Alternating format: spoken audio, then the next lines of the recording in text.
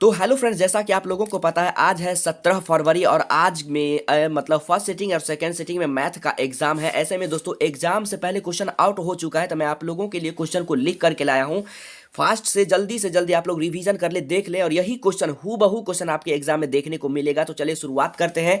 अपने दोस्तों के साथ इसे शेयर कर दीजिएगा देखने के बाद। अगर आप भी 10th क्लास के स्टूडेंट हैं तो आप भी इसे 1 से 2 बार जरूर देखें, ताकि आपको अच्छे से याद हो जाए क्वेश्चन, अच्छे से एग्जाम में ये क्वेश्चन देखने को मिल जाए और उसको अच्छा से आप लोग करके अपने दोस्तों के साथ भी इसे शेयर कर दीजिएगा। तो चलिए बिना देरी किए इस वीडियो को शुरुआत करते हैं। बट उससे पहले यदि आप हमारे चैनल को सब्सक्राइब नहीं किए हैं तो चैनल को जरूर सब्सक्राइब कर ले और साथ में बेल आइकन को दबाना ना भूलें, क्योंकि आपको जो भी एग्जाम होगा, एग्जाम से पहले जो भी क्वेश्चन आउट हो जाता है उसका क्वेश्चन का मैं आप लोगों के लिए लेकर के आ जाऊंगा। तो चलिए शुरुआत करते हैं किस तरह से क्वेश्चन एग्जाम में पूछा गया है। हूबहू क्वेश्चन, सबसे छोटी अभाज्य संख्या आपको क्वेश्चन देखने को मिलेगा। तो जैसे ही सबसे छोटी अभाज्य संख्या देखने का आपको मिलता है तो डायरेक्ट आपको 2 में टिक लगा देना है। जी हाँ दोस्तों, सबसे छोटी अभाज्य संख्या 2 होता है। अगर आपको यहाँ देखने को मिलेगा क्वेश्चन में cos 90 माइनस थीटा, तो अब आपको साइन थीटा भरना है। हूबहू क्वेश्चन आपको एग्जाम में देखने को मिलेगा, क्योंकि एग्जाम से पहले क्वेश्चन आउट हो चुका है। तो मैं आप लोगों के लिए क्वेश्चन को लिख करके लाया हूँ, ताकि आप लोग ज़्यादा से ज़्यादा अच्छे से अच्छे कवर कर सके। अगर आपको क्वेश्चन देखने को मिलेगा cos a, cos 2, cos 3 dot dot dot cos 90 दिखाई दे, तो आपको कुछ नहीं करना है, जीरो वाला को ढूंढ लेना है।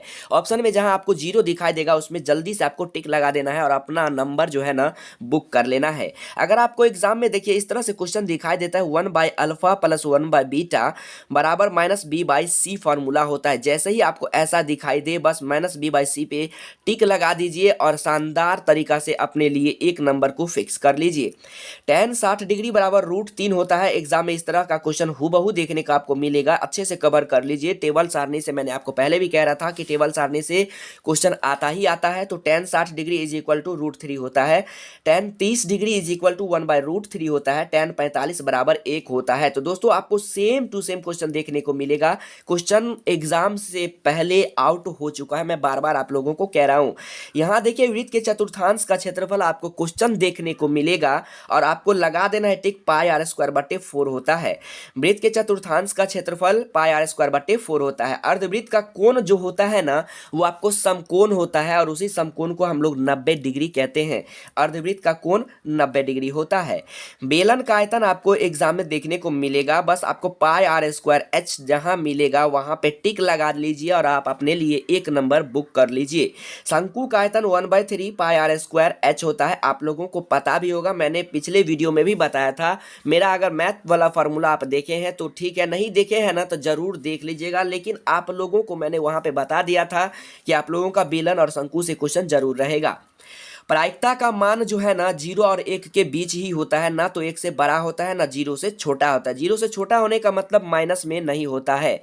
जैसे ही क्वेश्चन आपको देखने को मिलेगा प्रायिकता का मान 0 और 1 को ढूंढिए, वहां पर टिक लगा लीजिए। प्रायिकता का मान जो होता है ना वह कम से कम 0 होता है, अधिकतम 1 होता है, ज्यादा से ज्यादा 1 होता है, अधिकतम 1 न्यूनतम 0 होता है। जी हाँ दोस्तों, बहुत ही शानदार क्वेश्चन आपके एग्जाम में पूछे गए हैं। यदि ABC AP में है तो B बराबर क्या होगा, यानी बीच वाला जो होगा ना पहला और तीसरा के जोड़ के बराबर बट्टे में 2 होगा, यानी कि B बराबर A+C/2 होगा। मूल बिंदु का निर्देशांक हमेशा 0 0 होता है, बहुत पहले भी मैंने आपको बता रखा है। एग्जाम में आपको क्वेश्चन देखने को मिले परिसर बराबर क्या होता है, तो सबसे छोटा सबसे बड़ा में सबसे छोटा को घटा दीजिए, सबसे बड़का में छोटका को घटा दीजिए, यानी सबसे ज्यादा माइनस सबसे कम। इस तरह से मैंने आपको बताया है। n लगातार प्राकृतिक संख्याओं का योग, n लगातार प्राकृतिक संख्याओं का जो योग होता है ना वह n × n+1/2 होता है। ध्यान से देख लीजिए, आपको एग्जाम में हूबहू क्वेश्चन देखने को मिलेगा। n लगातार प्राकृतिक संख्याओं का जो योग होता है ना वह n × n+1/2 होता है। sin 18/cos 72, अगर आपको अलग अलग ये दिखाई दे रहा है, एग्जाम में क्वेश्चन दिखाई दे रहा है, तो दोनों को जोड़ने के बाद अगर 90 आता है ना तब आपको आंख मूंद के याद रखना है कि यहाँ पे 1 देना है। देखिए 18 और 72 को जोड़ेंगे तो 90 होगा, और 90 बटा का मतलब हो गया। इस तरह से क्वेश्चन देखने को मिले ना तो 90 का मतलब 1 होता है। ऑप्शन आपको 1 ढूंढना है और 1 में टिक लगा लेना है।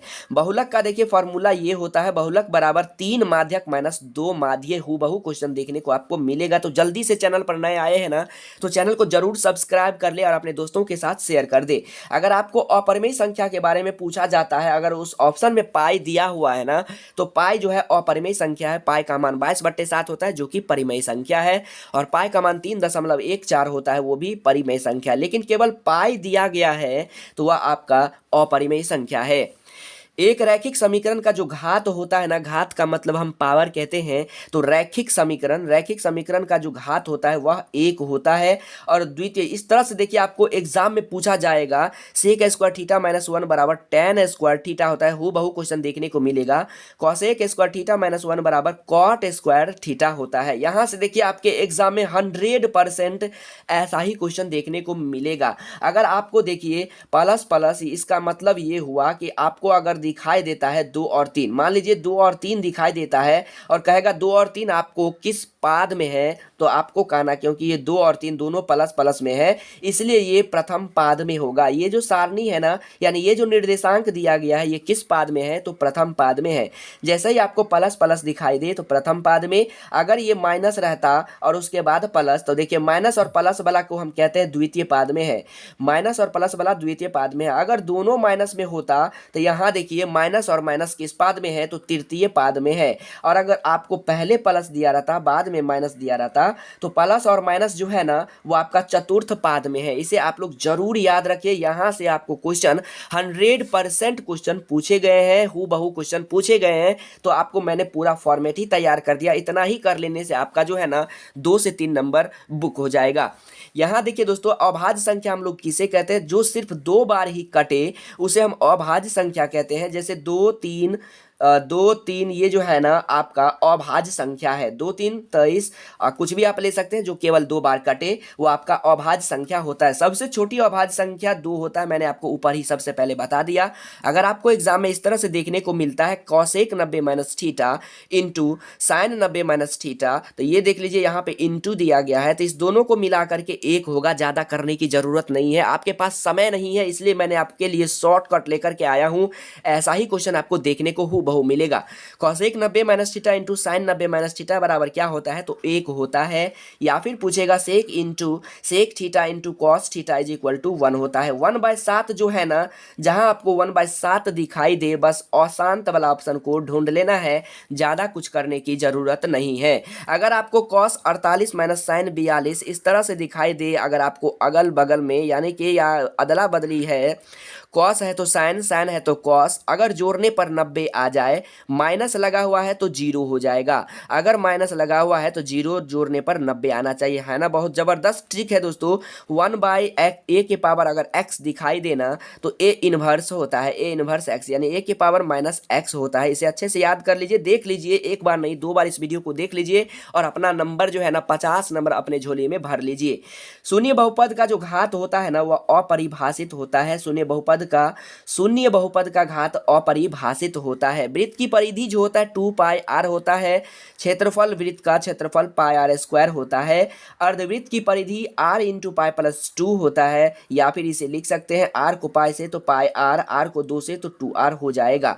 जी हाँ दोस्तों, साइन थीटा बटे 1 प्लस कॉस थीटा अगर आपको एग्जाम में दिखाई देता है ना तो इसका उल्टा कर दीजिए, बस प्लस वाला माइनस हो जाएगा, यही आपका आंसर होगा। सारे स्टूडेंट इसको बनाने लग जाते हैं जिसलिए टाइम उसका खराब हो जाता है, तो मैं आपको कहूंगा आप अपना टाइम खराब ना करें। साइन थीटा बटे 1 प्लस कॉस थीटा आपको दिखाई दे और बस आपको साइन बदल करके इसी का उल्टा कर देना है। एक्स को हम लोग भुज कहते हैं, वाई को कोटि कहते हैं। सभी वर्ग जो होते हैं ना वो आपका समरूप होते हैं। सभी वर्ग क्या होते हैं, समरूप होते हैं। और 1/√3 tan में tan का मान जो होता है π/6 होता है, tan का मान π/6 होता है। 1/√3 दिखाई दे आपको, ऑप्शन में आपको ढूंढना है tan π/6 यानी पाई का मान त्रिकोणमिति में में 180 डिग्री होता है, ये भी पूछा गया है। तो tan का मान अगर आपको 180 डिग्री है, सॉरी दोस्तों पाई का मान, तो 180 डिग्री बटे 6 करेंगे तो tan 30 बचेगा। tan 30 डिग्री का मान 1/√3 होता है ना। शानदार क्वेश्चन। अगर चैनल पर नए आए हैं तो चैनल को जरूर सब्सक्राइब कर ले, क्योंकि आप लोगों का कल से आज से लगातार एग्जाम है और सारे सब्जेक्ट का इसी तरह से मैं आप लोगों के लिए हूबहू क्वेश्चन लेकर के आऊँगा और आप लोगों को डायरेक्ट आपके एग्जाम में पूछे जाएंगे। अपने दोस्तों के साथ शेयर कर दीजिए जो स्टूडेंट क्लास 10th के हैं, आप भी 10th के हैं तो इस वीडियो को शानदार तरीका से देखिए, या फिर अपने दोस्तों के साथ फेसबुक व्हाट्सएप पर जो है ना इसे शेयर कर दीजिए। और भी आगे हम लोग देखते हैं, तो चलिए यहाँ देखिए दोस्तों, अंश x है और हर y है, तो आपका भिन्न क्या होगा, x बट्टे y होगा। क्या होगा, x बट्टे y होगा। यदि आपको क्वेश्चन दिखाई दे a प्लस बी बराबर 90, अगर आपको a प्लस बी बराबर 90 दिखाई दे तो cos a पूछता है तो sin b होगा, sin b पूछता है तो cos a होगा। अच्छे से देख लीजिए, ऐसा ही क्वेश्चन हूबहू देखने को मिलेगा और आप शानदार तरीका से अच्छे नंबर लेकर आ जाएंगे। शंकु का वक्र पृष्ठ जो है ना वह पाई आर एल होता है। बेलन का वक्र पृष्ठ क्षेत्रफल 2 पाई आर एच होता है, 2 पाई आर एच होता है। अर्धगोला का संपूर्ण पृष्ठ क्षेत्रफल 3 पाई आर स्क्वायर होता है। अर्धगोला का वक्र पृष्ठ क्षेत्रफल 2 पाई आर स्क्वायर होता है। संचयी बारंबारता जो है ना, संचयी बारंबारता त्वरण कहलाती है। अगर आपको क्वेश्चन दिखाई दे संचयी बारंबारता डॉट डॉट कहलाती है या कुछ कहलाती है तो आपको त्वरण वाला ऑप्शन को ढूंढ लेना है। sin 60 डिग्री का मान √3/2 होता है। टेबल सारणी अगर आप याद किए हुए हैं तो आपका जो है ना 8 से 10 नंबर पहले से ही फिक्स है, आपका 8 से 10 नंबर निश्चित रूप से पूछे जाएंगे। या फिर यहाँ से भी अगर आप क्वेश्चन देख लेते हैं ना, सेम टू सेम क्वेश्चन देखने को मिलेगा। sin 60 डिग्री बराबर √3/2 होता है। cot 90 बराबर 0 होता है। एक वर्ग और एक आयत जो है ना वह आपस में समरूप नहीं होंगे। एक वर्ग और एक आयत आपस में समरूप नहीं होंगे। क्यों नहीं होंगे, किस लिए नहीं होंगे, ये सब आपको आप नहीं देखना है, केवल आपको याद रखना है, केवल आपको टिक लगाना है। एक वर्ग और एक आयत दिखाई देना तो वह आपस में समरूप कभी नहीं होंगे। sin 0 cos थीटा, यहाँ पे देख लीजिए sin 0 और cos 0 अगर है तो 1 होगा। sin थीटा अगर cos थीटा भी दिया गया है प्लस में तब भी 1 होगा। ज़्यादा झोल झाल करने की आपको ज़रूरत नहीं है, डायरेक्ट आपको ऐसा दिखाई दे और एक वाला ऑप्शन को ढूंढिए और लगा दीजिए उसमें और अपने लिए एक नंबर जो है ना फिक्स कर लीजिए। बाल्टी को हम लोग शंकु का छिन्नक कहते हैं और शंकु के छिन्नक का आयतन आप लोगों को आता ही होगा। असंभव घटना की प्रायिकता का मान 0 होता है, संभव घटना की प्रायिकता का मान 1 होता है। अगर आपको 2 × sin 18/cos 72 देता है तो यहाँ cos 52 देता है ना, तो यहाँ देख लीजिए दोस्तों 18 और 52 को जोड़ देने के बाद यहाँ 72 होनी चाहिए। यहाँ कितना, 72। अगर जोड़ने के बाद 90 आता है ना तो इसका मतलब हो गया 1 और 1 को 2 से गुना करेंगे तो 2 होगा। बस ऐसा दिखाई दे आपको और 2 वाला ऑप्शन में टिक लगा दीजिए, आपके एक नंबर आपके अपने हो जाएंगे। n प्राकृतिक सम संख्याओं का योग n × n+1 होता है। n प्राकृतिक सम संख्याओं का योग n × n+1 होता है। sec square theta minus tan square theta बराबर 1, ये फार्मूला ही होता है। cosec square theta minus cot square theta बराबर 1, ये भी फार्मूला है। अगर आपको cosec 0 डिग्री पूछे क्या होता है ना, तब आपको अपरिभाषित या फिर उल्टा 8 को ढूंढ लेना है। वृत्त के केंद्र पर जो कोण का मान होता है वह 360 डिग्री होता है, आपको पता ही होगा। वृत्त के केंद्र पर कोण का मान 60 डिग्री होता है। त्रिज्यखंड का जो क्षेत्रफल होता है ना वो होता है θ/360 गुना पाई आर स्क्वायर। θ/360 गुना पाई आर स्क्वायर त्रिज्यखंड का क्षेत्रफल होता है। चाप की जो लंबाई होता है θ/360 गुना 2 पाई आर होता है। चाप की लंबाई θ/360 गुना 2 पाई आर। यहाँ से देखिए क्वेश्चन को हम काट भी सकते हैं, 2 को काट दे तो 180 हो जाएगा, यानी क्या बचेगा 180/180 गुना पाई आर भी आपका चाप की लंबाई हो जाएगा। वृत्त की जो परिधि होती है ना, वृत्त की परिधि और व्यास का जो अनुपात होता है वह पाई अनुपात 1 होता है। अच्छे से देख लीजिए और गलती करके नहीं आना है, एकदम सही करके आना है आपको। वृत्त की परिधि और व्यास का जब अनुपात पूछे तो आपको पाई अनुपात 1 देना है, ढूंढना है। ऑप्शन में कहाँ है, टिक लगा देना है और अच्छे से OMR शीट में गोला भरना है दोस्तों। वृत्त की परिमाप और क्षेत्रफल का जो अनुपात होगा, वृत्त की परिमाप और क्षेत्रफल, वृत्त की परिमाप और क्षेत्रफल का जो अनुपात होगा ना वो होगा 2/r या फिर 2:r होगा। वृत्त के परिमाप और क्षेत्रफल का अनुपात 2:r होगा। अगर क्षेत्रफल बट्टे परिमाप पूछा जाता है तो इसी का उल्टा r/2 हो जाएगा। लेकिन क्वेश्चन देखिए यहाँ पे है परिमाप और क्षेत्रफल, तो परिमाप और क्षेत्रफल का अनुपात जैसे ही मिले और आपको 2:r को खोज लेना है और अपने लिए एक नंबर बुक कर लेना है। तो दोस्तों ये था आप लोगों के लिए ओनली प्रैक्टिस और गॉड ब्लेस यू। आपके एग्जाम में इस तरह से बहुत सारे क्वेश्चन देखने को मिलेंगे।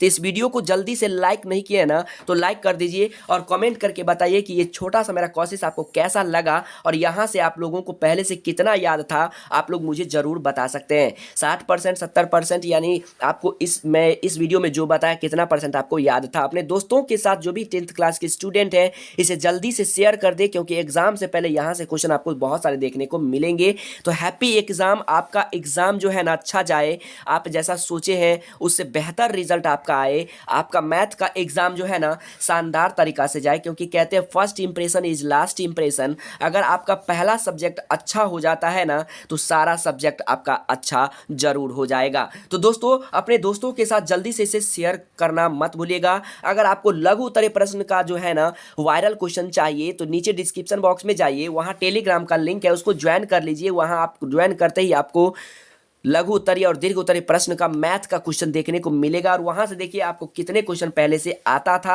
और जो भी क्वेश्चन नहीं आता है जल्दी से उसको प्रैक्टिस कर लीजिएगा, वहीं से आपके एग्जाम में हूबहू क्वेश्चन देखने को मिलेंगे। तो उम्मीद करता हूं मेरी बातें आपको समझ में आ गया होगा। ये वीडियो अच्छा लगा होगा तो लाइक करें, कमेंट करें और कमेंट करके बताएं आपको कैसा लगा। तो दोस्तों आप लोगों का एग्जाम बेहतर हो, गॉड ब्लेस यू और हैप्पी एग्जाम आप सारे स्टूडेंट के लिए, सारे बिहार बोर्ड के स्टूडेंट के लिए हैप्पी हैप्पी हैप्पी एग्जाम। आप लोगों का रिजल्ट अच्छा हो, गॉड ब्लेस यू, जितना आप सोचे उससे बेहतर रिजल्ट हो। तो मिलते हैं नेक्स्ट वीडियो में, तब तक के लिए जय हिंद, वंदे मातरम।